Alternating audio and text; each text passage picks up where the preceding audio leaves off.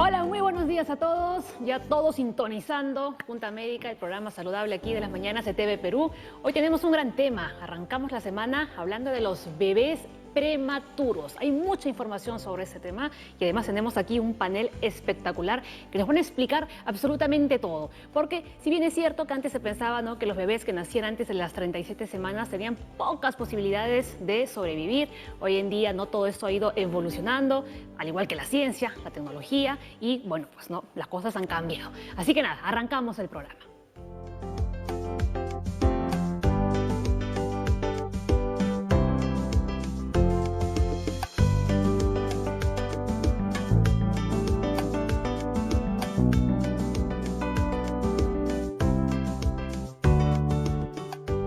Hemos invitado a los mejores médicos de la maternidad de Lima, ¿no? 3, ni más ni menos, nos acompañan el día de hoy aquí en el programa. Vamos a conocer a cada uno de ellos. El doctor Augusto Chafloque, oftalmólogo especialista en retinopatía del prematuro del Instituto Nacional Materno Perinatal. También está Karina Otoya, psicóloga clínica del Centro de Psicoterapia Psicoanalítica de Lima. La doctora Carmen Rosa Dávila, directora de neonatología y pediatra de neonatología también de la maternidad de Lima. Y el ginecólogo Luis Mesa Santibáñez, también de la maternidad de Lima.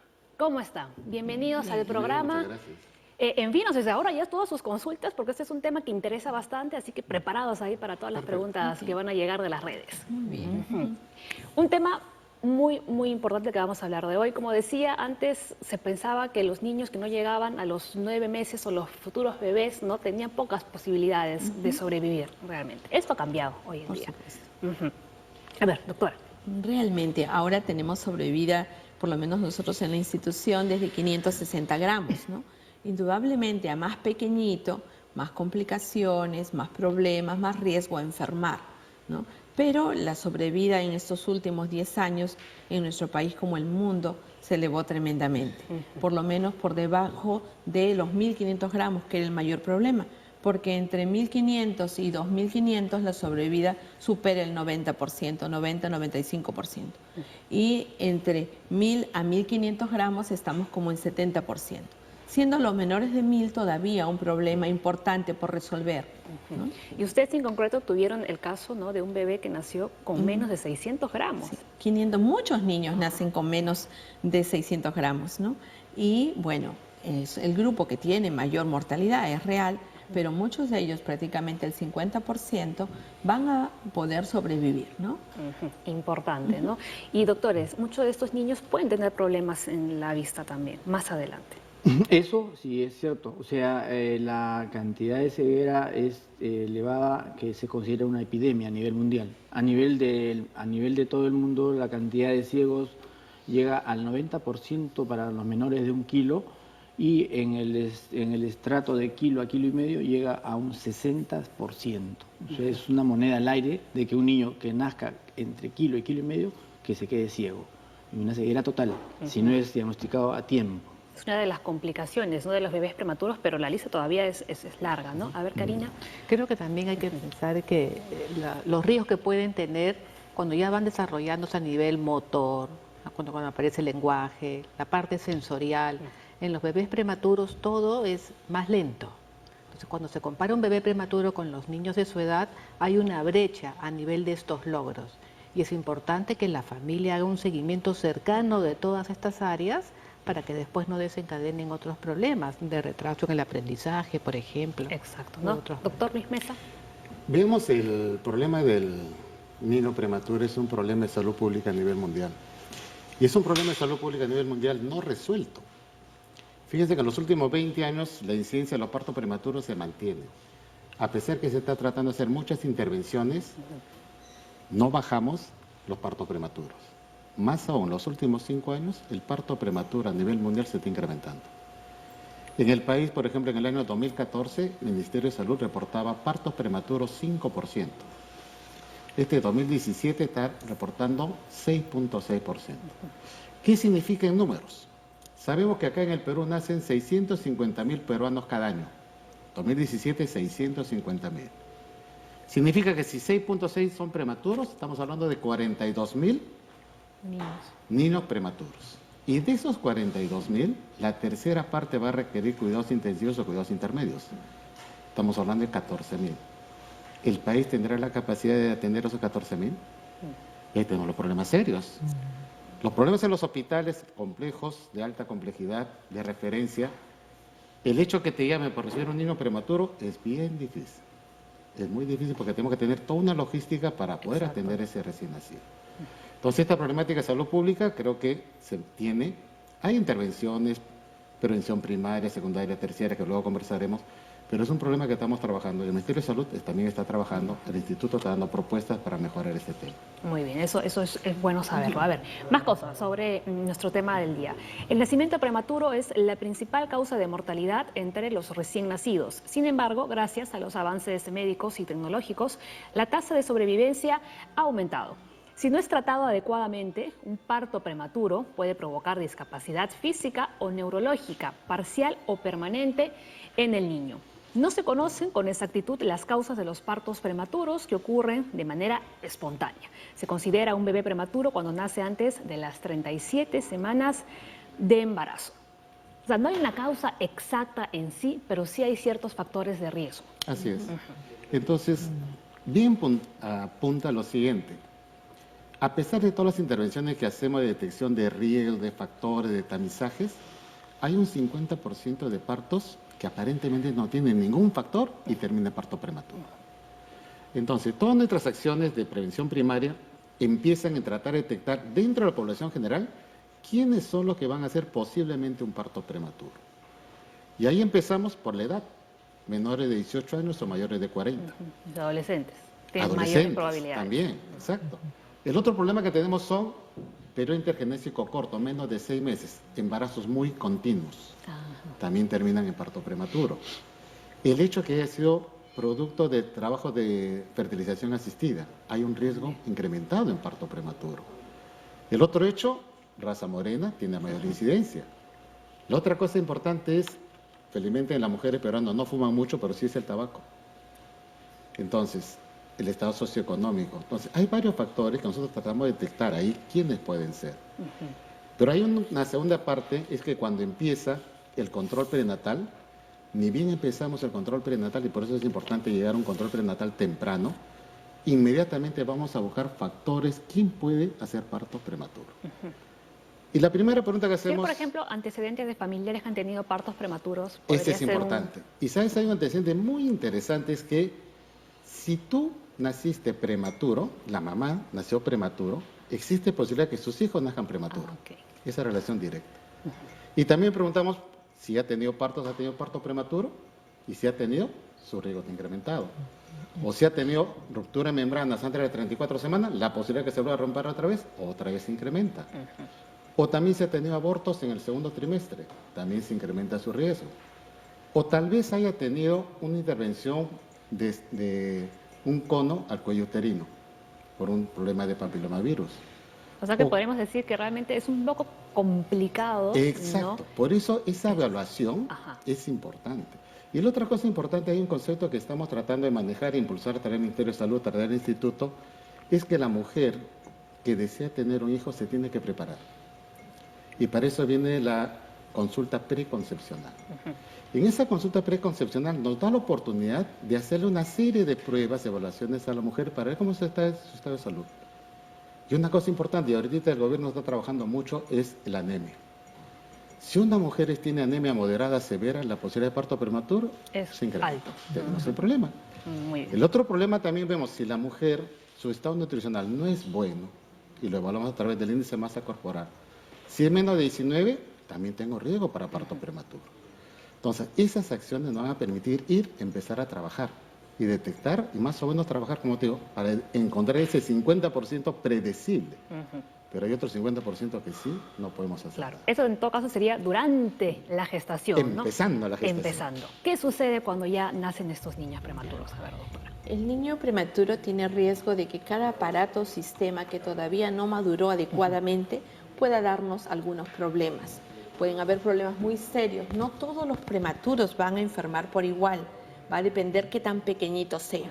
Un niño de 510 gramos será diferente, siendo prematuro también, a un niño de 2,5 kilos. Dentro de las principales complicaciones van a ser las cerebrales, por ejemplo, que son proclives a hacer hemorragia intracerebral, intraventricular específicamente, alterar sus ojitos, hacer retinopatía de la prematuridad, anemia, nacer con pulmones inmaduros y generar una enfermedad que llamamos membrana hialina, que para su atención requiere medicamentos específicos como surfactante y ventiladores, y así cada aparato y sistema nos puede traer problemas. Hoy en día, la mayoría de unidades, aun cuando todavía no son suficientes, pero ya permiten la atención del niño que requiera un ventilador mecánico, medicamentos que requieran surfactante, por ejemplo, ¿no? Y luego hablaremos de intervenciones costo eficaces que nos pueden ayudar a mejorar la sobrevida en este niño. Perfecto, muy bien. A ver, enseguida volvemos con ustedes, doctores. Vamos a hacer nuestra primera pausa en el programa. Ya lo saben, pueden llamarnos de 9 a 10 al 619-0670, que es la línea médica, y el hashtag para consultas en las redes sociales lo van a tener ahora en su pantalla.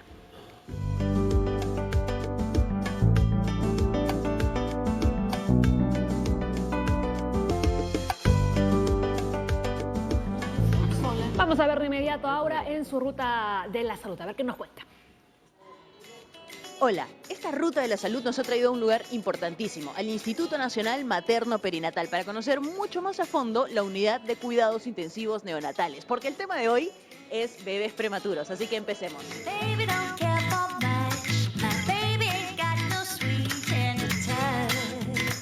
Bien, ya estamos con la doctora Elina Mendoza, que nos va a contar un poco sobre los servicios que brinda la unidad de cuidados intensivos neonatales. Doctora, cuéntenos, por favor.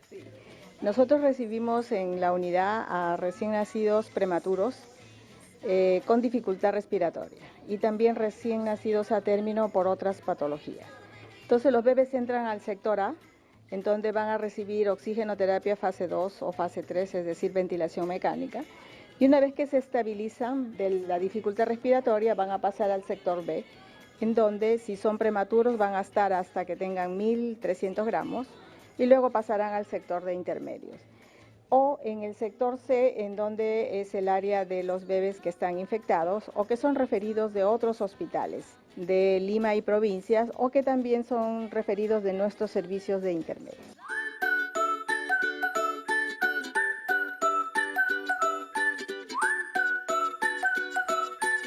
Bien, y durante todo este proceso de recuperación de parte de los bebés prematuros, ¿cómo es que los padres y madres pueden estar en contacto con ellos? Esta es una institución, este es un servicio de puertas abiertas a la familia. ¿Qué significa? Que los padres tienen entrada libre desde las 8 de la mañana hasta las 5 de la tarde.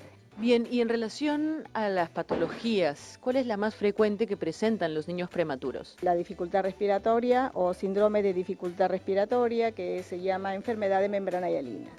Adicionalmente, estos pacientes prematuros pueden tener cuadros concomitantes de neumonías o atelectasias o enfisema pulmonar intersticial. También pueden tener malformaciones congénitas, cardiopatías, y malformaciones del tubo digestivo. ¿Existe algún tiempo tope para que el bebé permanezca aquí en la UCI o es definitivamente hasta su recuperación? Depende de la patología y depende del peso. Un prematuro de 600 gramos va a estar acá 3 semanas o un mes hasta que pueda alcanzar el peso de 1.300. O sea, supera tanto su patología como la ganancia de peso, para que pueda ser admitido al servicio de intermedios, en donde viene con 1.300 gramos.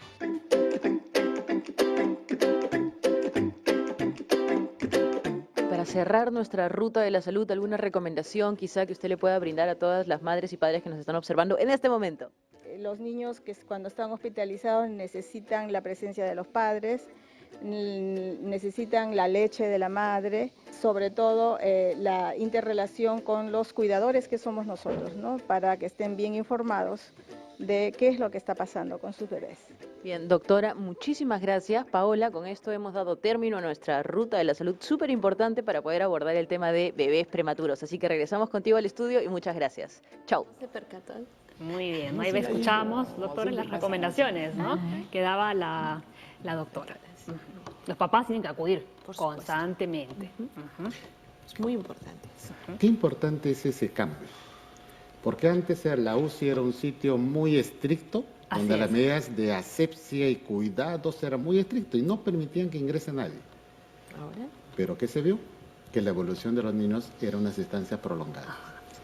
El ingreso de los padres ha permitido acortar eso. Y el contacto, estar en contacto con su hijo, Exacto. empieza una mejora impresionante. Entonces, ese cambio me parece muy bueno y que se esté haciendo en la institución perfecta. Claro, ¿no? Además vemos a los papás también ahí, no solo las mamis, Sí. sino los papás también. ahí. Algo que nosotros señalamos o decimos, los padres no son visita, ¿no? El bebé es de los padres y necesitamos que estén en todo momento cerca a su bebé.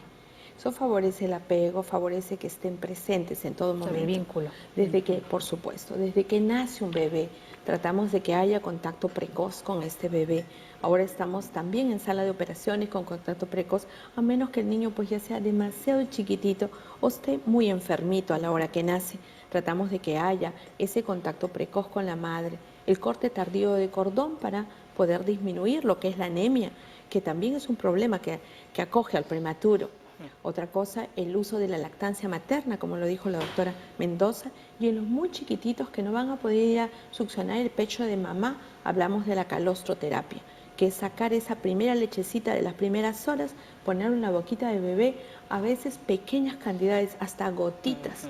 Tiene una composición adecuada que permite defender a ese bebé contra muchas infecciones y presentar aquellos gérmenes o aquellos anticuerpos, problemas que tuvo la mamá durante su vida de adulto. Claro, ¿no? Ahora, digamos, el estado en el que se encuentra la mamá, ¿no? Al haber tenido un bebé prematuro, digamos que emocionalmente es chocante, eso también podría afectar, ¿no? A la producción de leche.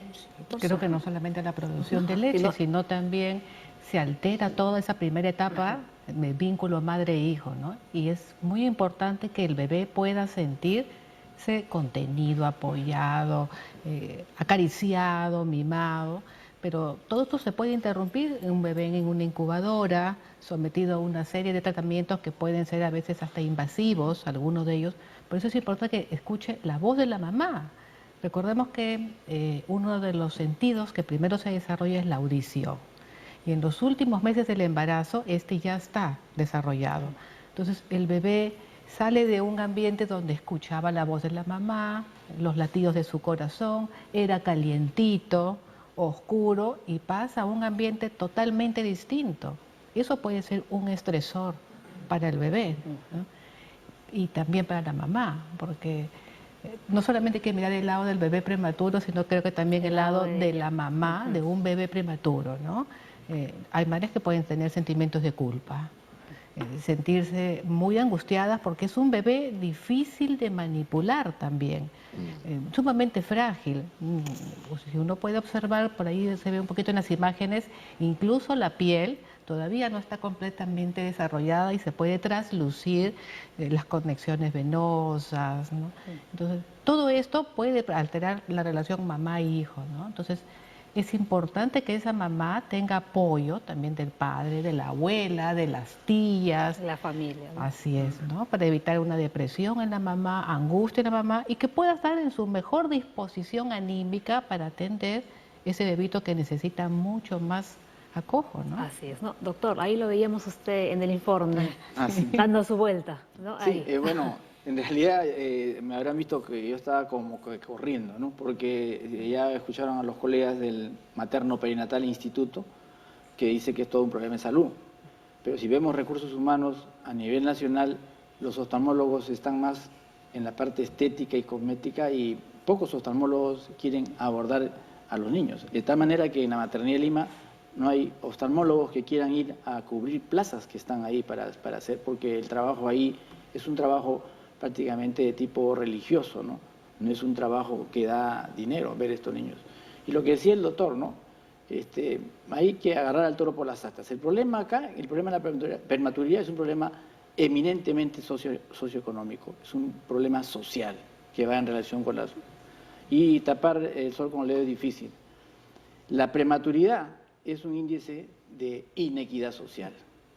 Y si usted lo ve, los prematuros que dice que se desconocen están acá en Latinoamérica, pero los que se conocen están acá y los que se desconocen, los que no se conocen y no se conocen. En Estados Unidos solamente están los pretérminos, digamos, que no tienen factores de riesgo, como son los maternos y neonatológicos, que son gravísimos y son muchos. pero que en Estados Unidos no lo tienen. ¿No? Si yo agarro un prematuro de Estados Unidos, el factor de riesgo es casi mínimo en comparación con un prematuro de acá. Porque para tener un parto prematuro, en cuanto al estatus socioeconómico, vamos a ver que son personas que han tenido que tener problemas durante toda su gestación y el embarazo mismo está complicado por factores socioeconómicos directamente. Son madres gestantes que están embarazadas y tienen que hacer la labor del hombre porque tienen que cumplir con trabajar y hacer un montón de cosas. Pero también puede darse el caso de madres que se han cuidado durante su embarazo, han tenido un estilo de vida saludable y aún así han tenido un bebé prematuro. El 50% que dice el doctor que se conoce y que se cuida, que en las por ejemplo, en clínicas privadas de Lima no hay parto prematuro. Y si hay es mínimo. ¿Están de acuerdo ustedes? Depende esos datos. Por lo siguiente, por eso era importante, yo le decía, que se prepare para salir embarazada. Segundo, si sale embarazada, hagamos un tamizaje, ver si tiene unos factores de riesgo. Y cuando aparece algún signo importante. Y acá viene una cosa que es preocupante. Uno de los factores que genera parto prematuro son las infecciones urinarias. Y para infecciones urinarias en el prenatal le piden examen de orina completo. Y bien sabemos que hay una patología que se llama la bacteriuria asintomática. La paciente no tiene ninguna molestia urinaria. Le saca un examen de orina, sale normal. Pero le haces un cultivo y sale positivo.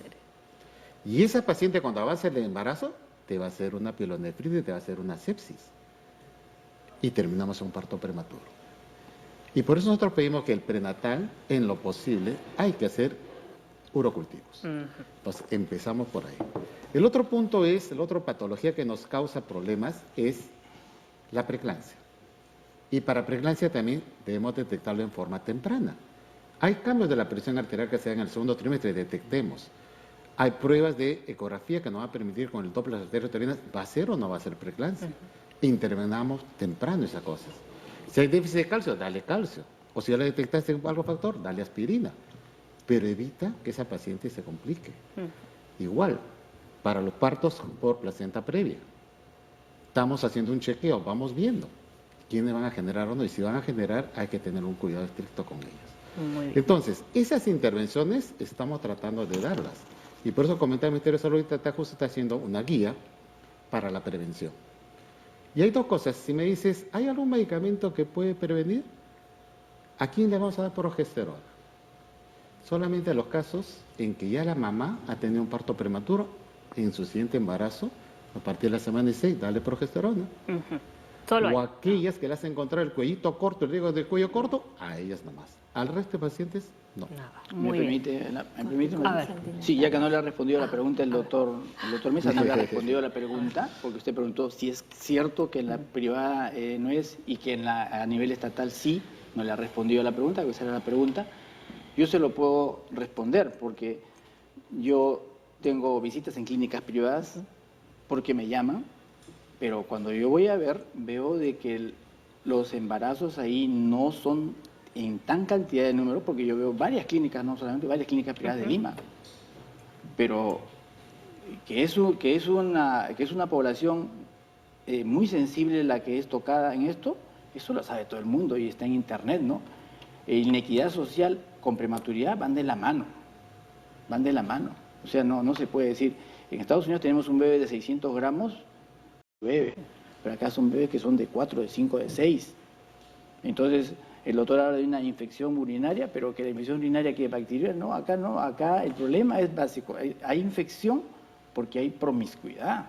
¿Y por qué? Porque es un problema social con esto del machismo y todo lo que estamos viendo en estos momentos. Hay que tocar la realidad, porque por favor, y yo agradezco la invitación, pero a mí me gustaría que se toquen los temas directamente, no nada de maquillaje, ni nada, directamente el problema, para poder combatir y ser un país salir adelante. Estamos viendo ahorita el futuro del país con estos prematuros, pero también tenemos que tocar la realidad como es.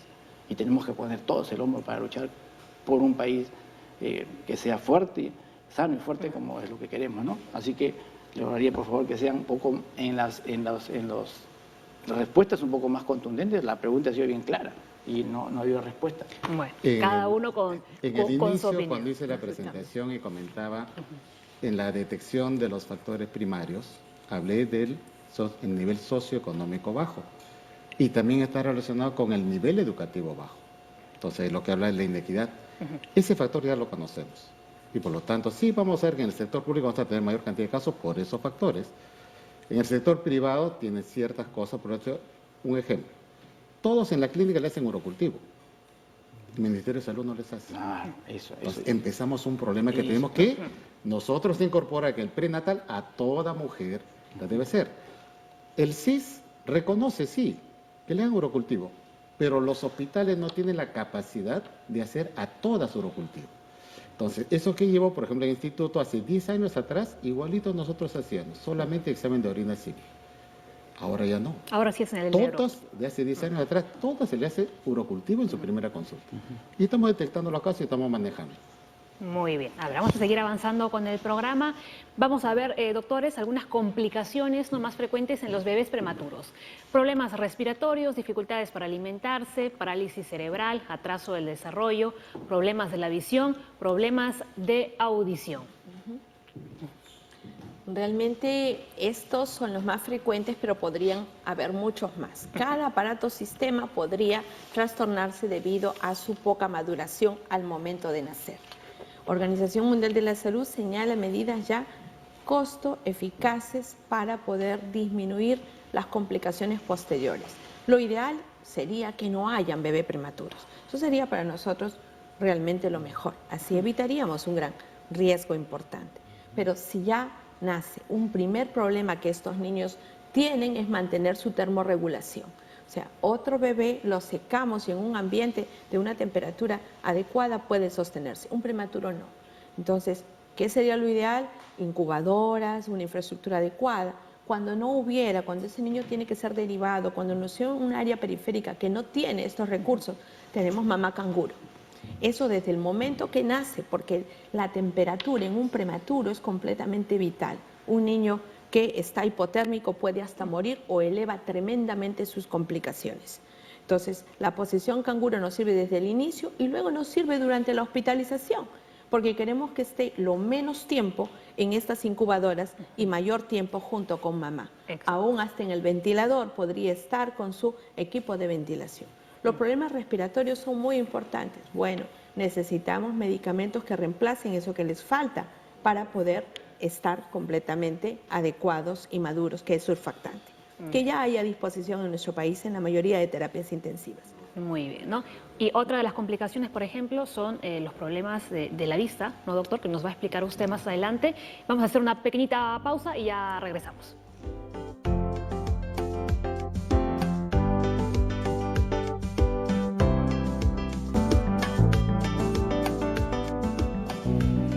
Continuamos hablando de las complicaciones, ¿no?, en los bebés prematuros. A ver, doctor, desde su especialidad.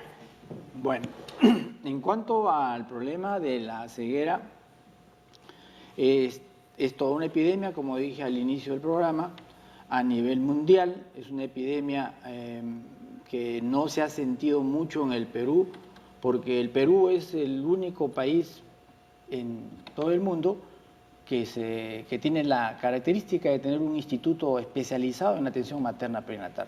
En las demás partes del mundo existen hospitales generales y tienen un sector que es materno-perinatológico, pero que es pequeño. Entonces, resumiendo, por ejemplo, Maternidad Lima tiene 20.000 partos promedio por año, San Bartolomé tiene 5.000, María Auxiliadora 7.000, Seguridad Social, Rebagliati 5.000, Almenara 4.000, 5.000, en el San Bartolomé también otro tanto, digamos, y en la parte norte y sur los partos también se diluyen. Pero esta característica hace de que la cantidad de niños que nacen en la Maternidad de Lima tengan una cobertura de salud ocular que está dada a mi cargo, por supuesto, y que tomo la responsabilidad con hidalguía. Y acá están de testigos la doctora y los doctores que se dan cuenta de que yo casi nunca salgo de vacaciones. Pero de total, en fin, me tocó a mí esa parte. Y si acá nace la tercera parte de la tasa de natalidad de Lima, en la Maternidad de Lima, está cubierta, está asegurada, porque tienen atención de atención permanente para hacer el seguimiento, porque es una enfermedad de ceguera que tiene que ser diagnosticada a tiempo para manejarla en forma oportuna. ¿Y cómo es el manejo? El manejo es primero eliminar los factores de riesgo, conversar con el neonatólogo para ver qué está pasando, porque esta es una enfermedad que no la trae un virus, una bacteria, sino se debe a los 49 factores de riesgo que tiene esta enfermedad. Dentro de los 49 factores de riesgo están los factores ginecostétricos, que vienen cargando el niño en la parte perinatológica, y los factores neonatológicos que los tiene el niño cuando ya nace. Entonces hay que hacer una suma y resta para ver cuáles son los agregados. Y entonces se puede decir de que si un niño nace de bajo peso y de poca edad gestacional, con estos dos factores, este monstruo que deja ciego a los niños y empieza a caminar. Basta que tenga menos de 32 semanas y tenga menos de 1,5 kilos para que este monstruo camine. Pero si a este monstruo le agregamos nosotros más pies para que corra, entonces ahí vienen los factores ginecológicos obstétricos y los factores neonatológicos. Entonces la cosa va a correr más. Hay que conversar para ver qué está pasando con el niño. Entonces, si se puede solucionar el problema clínicamente, porque el niño puede estar teniendo una cardiopatía congénita acianótica que está robando el oxígeno a la retina, tendríamos que solucionar esa cardiopatía, que es una persistencia del conducto arterioso, que la doctora lo va a mencionar probablemente, pero que sí es bastante frecuente que los niños tengan un PCA, que se llama, que es la persistencia del conducto arterioso. Y pues el manejo, una vez que se ha hecho la parte clínica de valorarlo, la forma de estar del niño, si no se puede ya hacer, se recurre al tratamiento quirúrgico de aplicar rayos láser en la retina de este prematuro, se le hace la preparación quirúrgica y se le somete a una cirugía que se llama fotocoagulación retinal láser, que el instituto cuenta con este equipo de tratamiento y es centro de referencia a nivel nacional para todos los niños prematuros que requieran el láser. ¿Cuál es el resultado al final de esto? ¿El niño puede tener una vista? El resultado, gracias a Dios, el niño se evita la ceguera, porque los protocolos internacionales dicen que el láser dado a tiempo, precoz y oportuno, da un éxito del 99.8%, y ese es el porcentaje que se tiene en la maternidad de Lima, que no tenemos, ya hace más de 10, 15 años, no tenemos un solo niño ciego que sea nacido en la maternidad de Lima. Lo que sí tenemos son los niños, algunos que se quedan ciegos, que son los que llegan tardíamente del norte, del centro, del sur o de la selva, donde la atención pues no es adecuada, y entonces esos niños sí, lamentablemente hay que tratarlos ya con un doble mecanismo, que es la colocación intravítrea de sustancias antiangiogénicas, que ya está estandarizado el protocolo internacional, para disminuir el factor de riesgo, que ya no lo podemos controlar, pero eliminar la sustancia productora del desprendimiento de retina, que es una sustancia muy fuerte y muy tóxica, y después de eso aplicarle rayos láser en la forma protocolar. Muy bien, ¿no? Buena la explicación del doctor. Entonces nos queda claro que tienen que actuar lo más inmediato posible, no, para que el éxito esté garantizado. ¿Algo más que quieran añadir sobre el tema de las complicaciones? Bueno, indudablemente donde nace un prematuro tenemos que tener las condiciones para hacer una reanimación cardiopulmonar avanzada, adecuada e indicada para este prematuro. Eso indica personal competente y algunos insumos necesarios para poderlo hacer y algunos equipos para esto.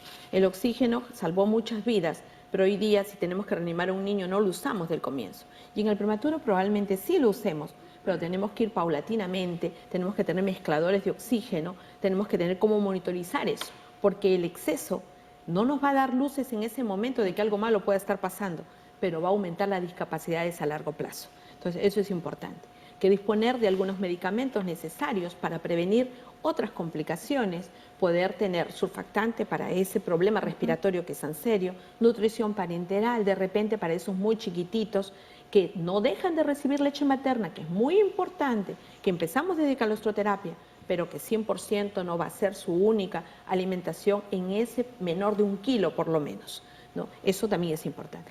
Algo que es muy necesario en todos estos bebés prematuros es que puedan estar en contacto directo con la mamá, si esta está muy malita, con el papá, con algún miembro de familia, desde las unidades.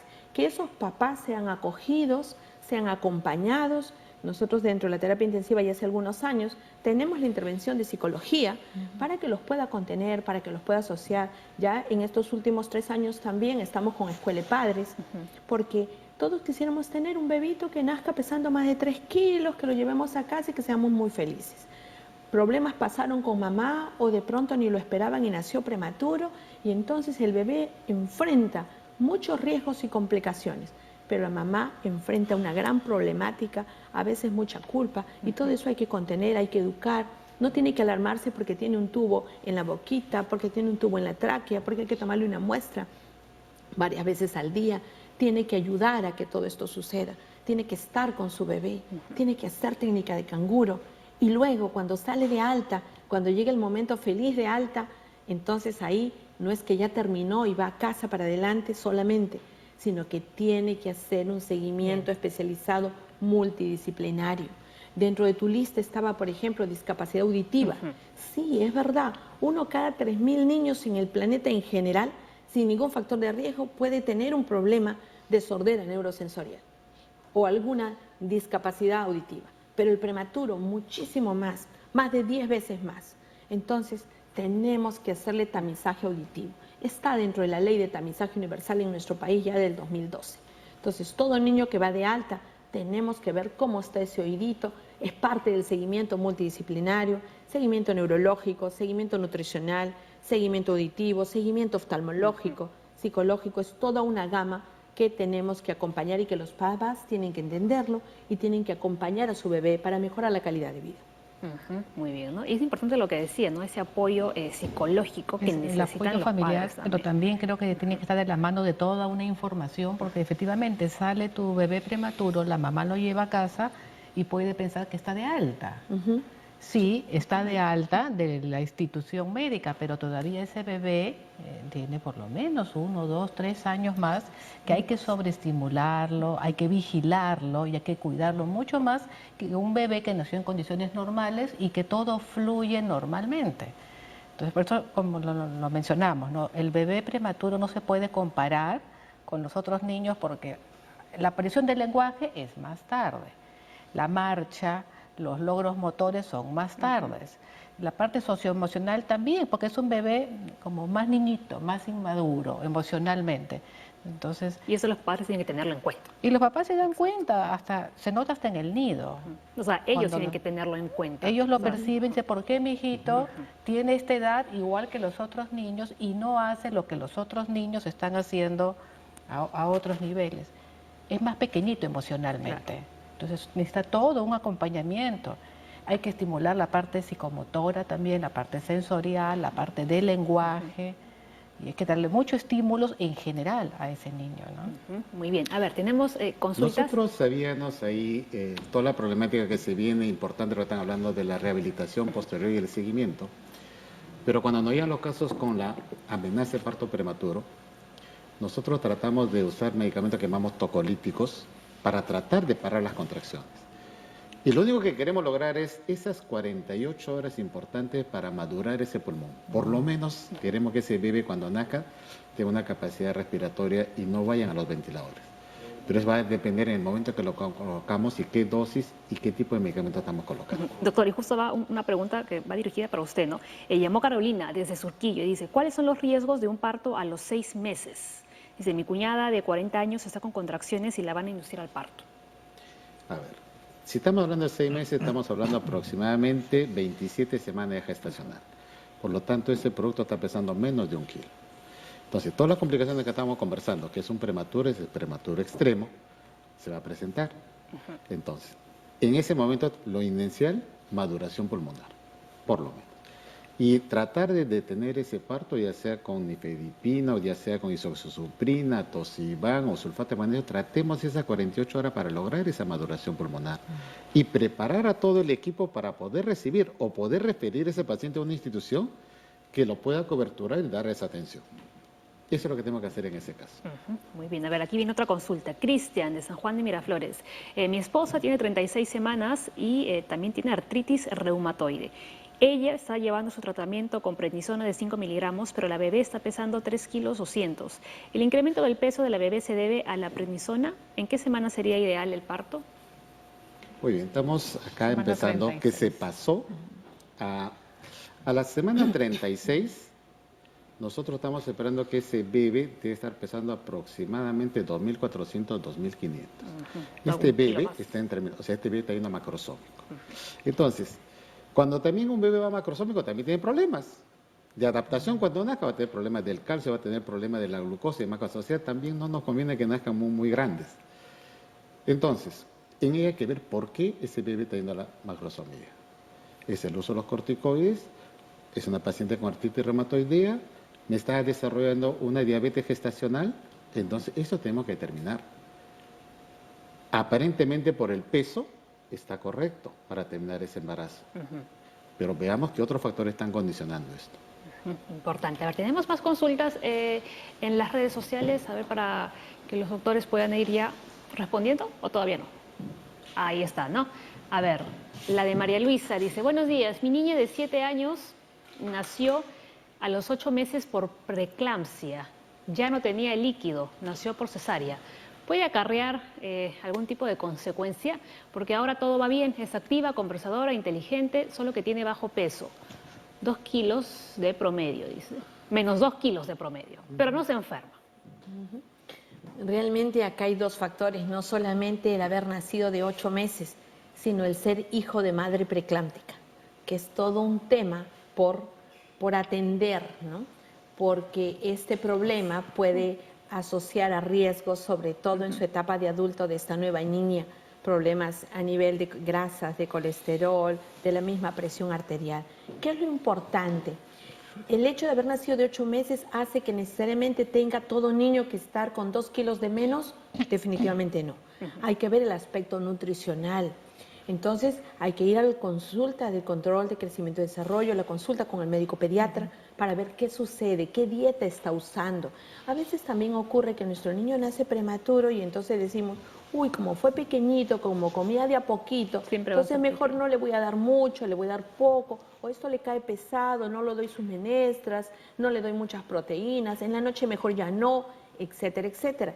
Y eso hace que a veces el niño no tenga adecuado peso. ¿Cómo estará la hemoglobina de este niño? El nivel proteico. Entonces, no es que porque nació de 8 meses necesariamente tenga que estar por debajo del peso promedio. No, esto no debe ocurrir. A ir al pediatra para analizar bien qué va a pasar. Muy bien, perfecto. Tenemos más consultas todavía, pero las vamos a ver después de la pausa. Corte y regresamos.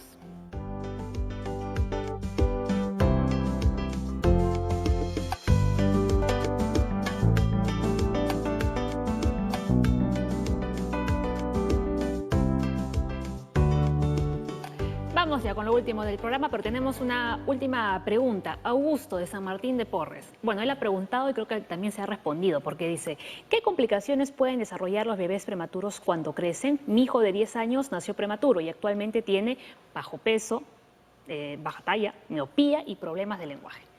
Ahí están las complicaciones. Ahí están las complicaciones. Justamente para poder evitar esto es las intervenciones que estábamos hablando, ¿verdad?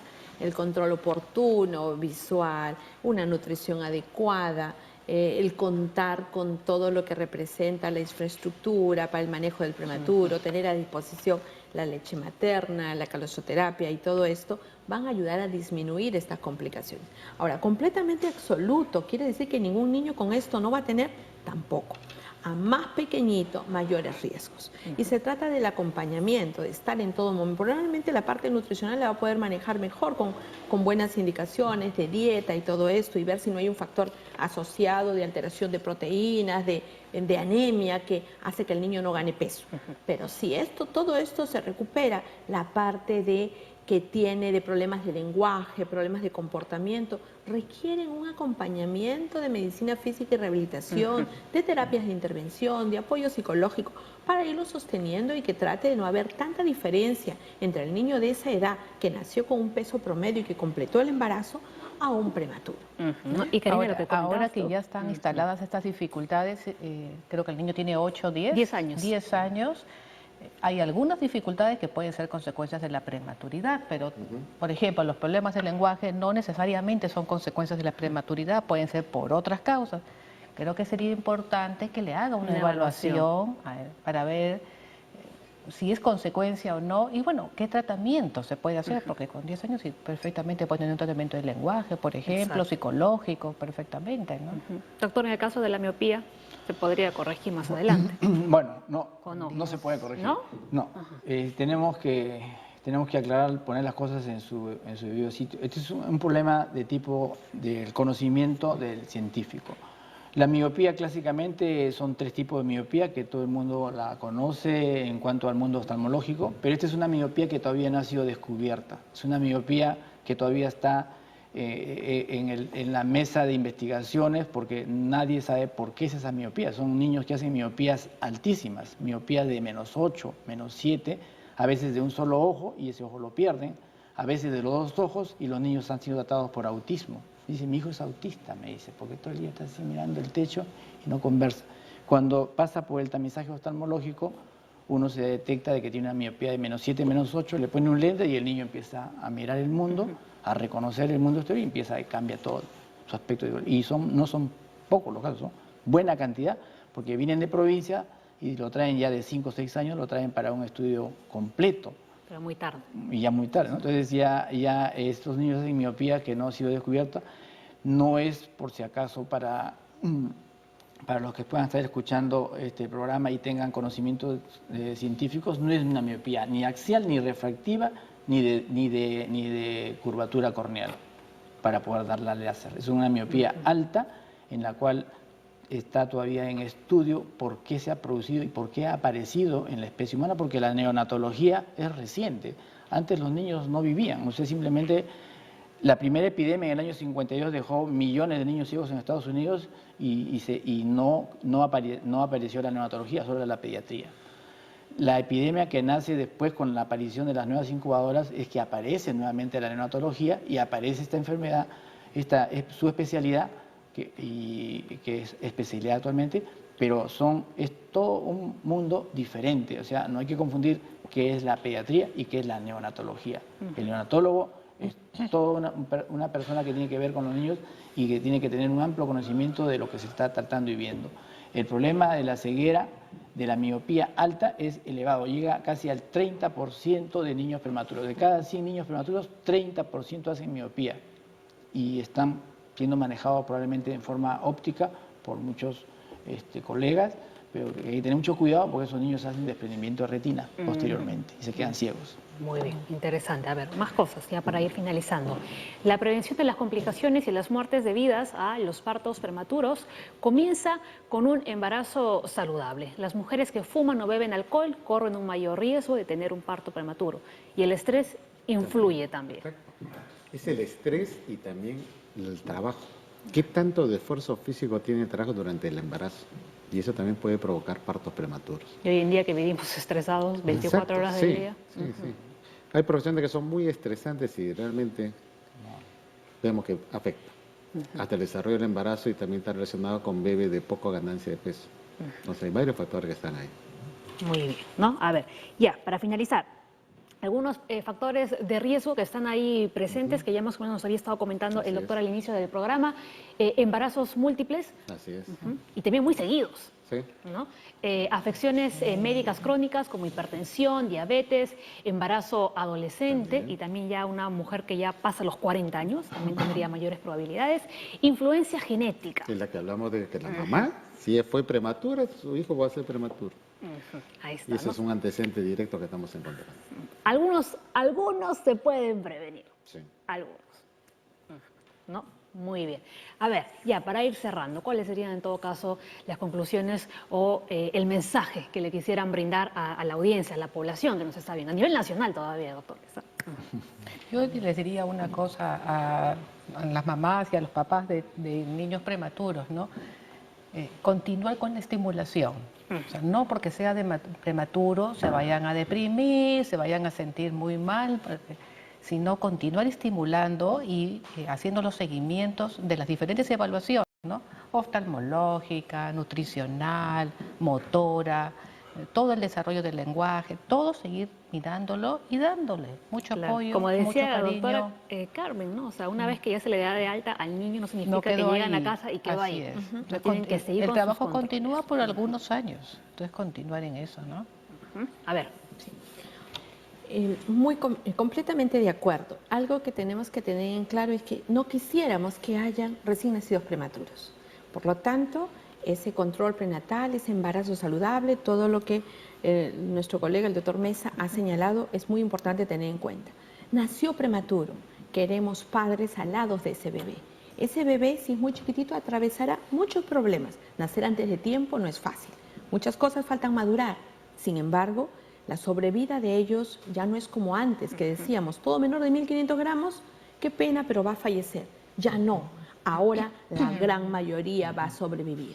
El tema es que si es muy chiquitito, pueden haber muchas discapacidades. ¿Cómo trato de evitar con intervenciones? País, por supuesto que sí, pero también hay un rol importante en los padres, en esa mamá, en ese papá, y si no hubiera, aunque sea un familiar cercano, que acompañe desde la hospitalización al niño, que participe activamente, que lo lleve de alta, que colabore y participe en todo un seguimiento multidisciplinario que va a ser, no por meses, que probablemente va a ser hasta por años, pero que va a llevar a un niño con mejor calidad de vida para que no haya las diferencias entre, no, nació prematuro, tiene 10 años y es diferente a otro niño de 10 años. Eso no queremos para nuestro país. Muy bien. A ver, doctor O sea, lo Mesa. importante, como bien se resalta, es que el control prenatal tiene que ser adecuado y efectivo y que detecte las complicaciones en forma temprana. Entonces, pedimos eso, que las mujeres que se embaracen acudan tempranamente a su prenatal. La mujer que piensa embarazarse, que vaya a su consejería preconcepcional. Prepárese bien para un embarazo. Y una vez que está en el embarazo, con sus médicos, con sus profesionales de obstetricia, van a estar viendo cómo están avanzando en el embarazo y cómo debe ir mejor. Basta que se detecte un signo de alerta, que vaya al especialista.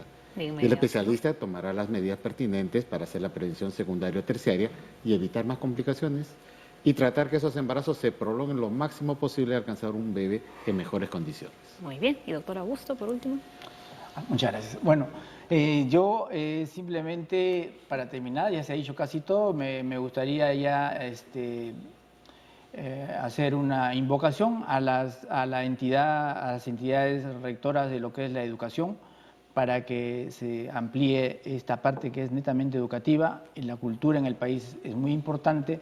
Salud y educación prácticamente son las columnas de todo un país para salir adelante. Y invocar a las universidades, a las 59 facultades de medicina, de que por favor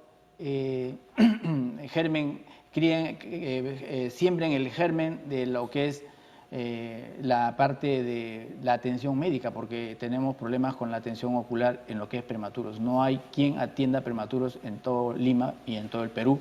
Entonces, formar valores de tal manera que hayan pues médicos oftalmólogos que tengan esa delicadeza de querer venir a colaborar, porque yo ya voy a retirarme de la institución y no hay un oftalmólogo que venga a reemplazar y que pueda dar láser terapia a estos niños y no quieren hacerlo, pues, ¿no? Todos quieren láser, dar láser, pero láser en la córnea. El láser en la córnea lo hace pues la computadora. Yo con una miopía lo opero yo también en un minuto, pero ese es dinero. Yo lo que quiero es un país fuerte y por eso estoy luchando, ¿no? Claro, ¿no? Y creo que todos vamos en la misma línea. Pues, ¿no?